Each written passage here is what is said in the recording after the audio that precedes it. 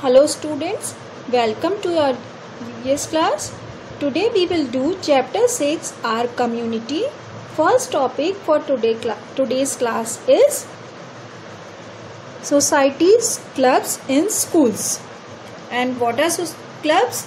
Clubs means a group who meet for a particular activity. मतलब एक ऐसा group बनाया जाए जिसमें कोई एक पर्टिकुलर मतलब एक अलग जो हमने एक्टिविटी डिसाइड की, एक अलग तरीके की एक्टिविटी जिसमें ये नहीं कि हम कुछ भी एक्टिविटी करेंगे। जैसे हमने अगर ड्राइंग क्लब बनाया तो हम उसमें सिर्फ ड्राइंग ही करेंगे, और अगर हमने म्यूज़िक क्लब बनाया तो म्यूज़िक ही करेंगे। इस तरीके का क्लब जो हम पर्टिकुलर एक्टिविटी करने के लिए बनाते हैं group, that is called club. Now what is society? Society is a group of individual involved in social interaction. मतलब सोसाइटी का मतलब होता है एक ऐसा ग्रुप जिसमें सब सोशली इन्वॉल्व होते हैं। ये नहीं कि एक दो लोग ही काम कर रहे हैं या एक दो लोग ही उसमें पार्टिसिपेट कर रहे हैं, बल्कि उस ग्रुप में जितने लोग होते हैं वो सभी उसमें एक्टिविटी में पार्टिसिपेट करते हैं। सो every school has some clubs or societies formed for doing various community service. Clubs such as environment club, literary club, health club, hygiene club, etc. अब कौन कौन से क्लब्स बनते हैं स्कूल्स में? स्कूल्स में बनता है एनवायरनमेंट क्लब।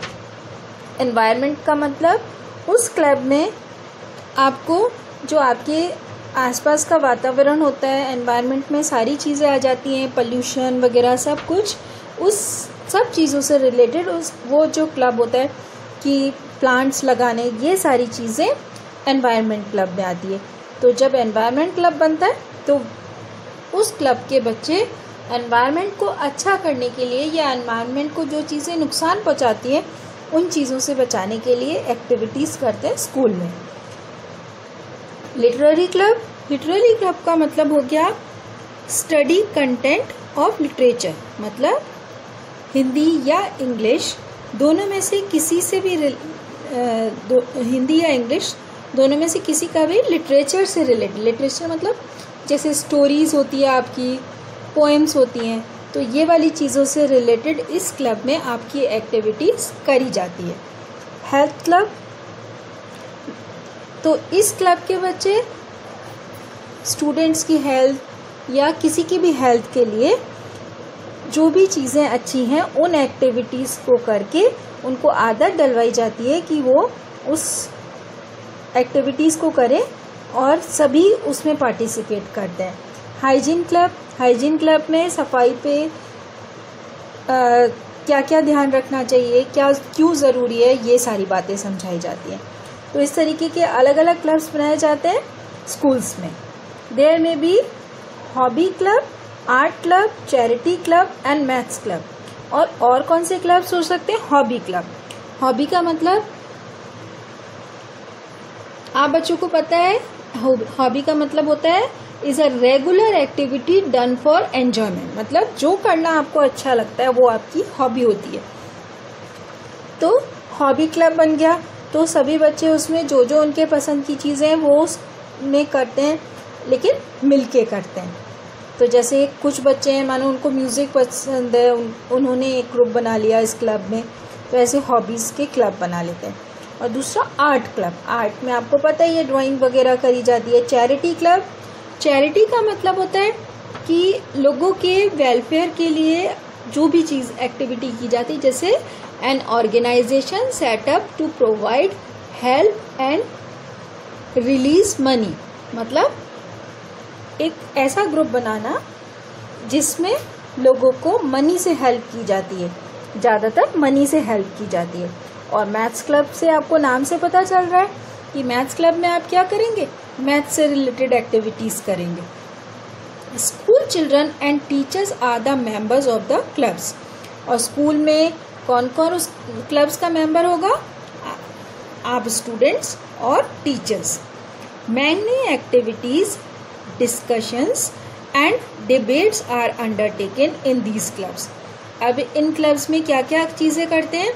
एक्टिविटीज़ करते हैं। जैसे आपको पता है मैथ्स की एक्टिविटी हम मैथ्स की करें, ईवीएस की करें, तो क्या एक्टिविटीज़ होती है, जैसे आपको जर्मिनेशन समझाने के लिए कि प्लांट्स कैसे उगते हैं, तो आपने ना एक वेट कॉटन क्लॉथ में किसी ग्राम सीड को रखा, उसमें से प्लांट निकला, तो ये आपकी एक्टिविटी हो गई।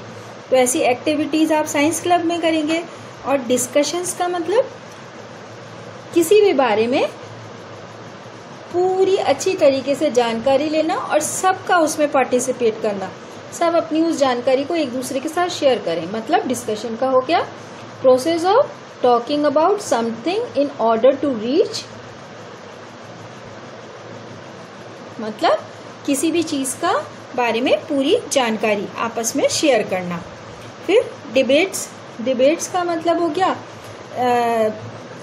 किसी भी चीज के बारे में कुछ अच्छा या बुरा दोनों तरीके से चीजों को समझाना। Are undertaken in these clubs, तो क्लब्स में ये सारे काम किए जाते हैं कि एक्टिविटीज की जाती हैं, डिस्कशंस किए जाते हैं और डिबेट्स की जाती हैं। There are many life skills that children learn in these clubs such as respecting, time management, technology, etc. अब यहाँ पे और भी बहुत सारी तरीके की लाइफ स्किल्स को डेवलप किया जाता है। तो लाइफ स्किल का मतलब होता है जिसमें आप इज नेसेसरी और desirable for full participation in everyday life, मतलब किसी भी चीज़ के बारे में पूरी तरीके से आप लाइफ से रिलेटेड चीज़ों को सीख जाएं, तो वो हो गई आपकी लाइफ स्किल। और क्या करना, हम क्लब से क्या क्या और सीखते हैं, रिस्पेक्ट करना सीखते हैं, मतलब जब हम मिलके काम करते हैं तो हम एक दूसरे की रिस्पेक्ट करते हैं, तो हम क्लब में काम करने से रिस्पेक्ट करना सीखते हैं।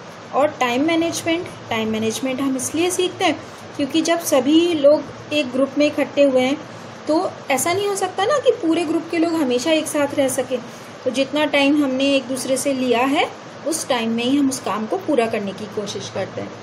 और टेक्नोलॉजी का मतलब हो गया scientific knowledge for particular purpose, तो उससे रिलेटेड जो भी साइंटिफिक चीज़ें हैं वो हम सीखते हैं। तो लाइफ स्किल सीखते हैं इसमें हम क्लब में। लाइफ स्किल में कौन कौन सी चीज़ें सीखते हैं, रिस्पेक्ट करना, टाइम मैनेजमेंट और technology. Next topic is non governmental organisations, NGOs। मतलब आपको पता है स्टूडेंट्स, स्कूल में कुछ NGOs आते हैं, वो आपको उन चीज़ों से रिलेटेड बातें समझाते हैं, जैसे कभी कैंसर डोनेशन, कभी लेप्रेसी डोनेशंस आप लोग करते हो, आपको फॉर्म्स मिलते हैं और आपको जब वो आते हैं आपको समझाने के लिए, जो भी सर मैम्स आते हैं आपको समझाने के लिए, तो वो उसमें बोलते हैं कि हम NGOs हैं। NGOs का मतलब हो गया कि उनका गवर्नमेंट से कोई काम नहीं है, वो खुद से अपनी उन चीज़ों को चला रहे हैं, इसलिए वो हो गई non governmental organisations. An NGO is a non-profit organization that operates independent of any government।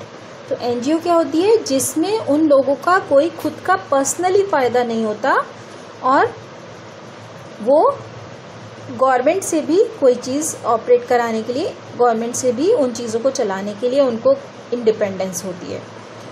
Independence का मतलब आपको पता ही है कि हम अपने हिसाब से काम कर सकते हैं, ठीक है। The purpose of an NGO is usually to address a social political issues। अब NGOs की ज़रूरत हमें क्यों पड़ती है, पर्पस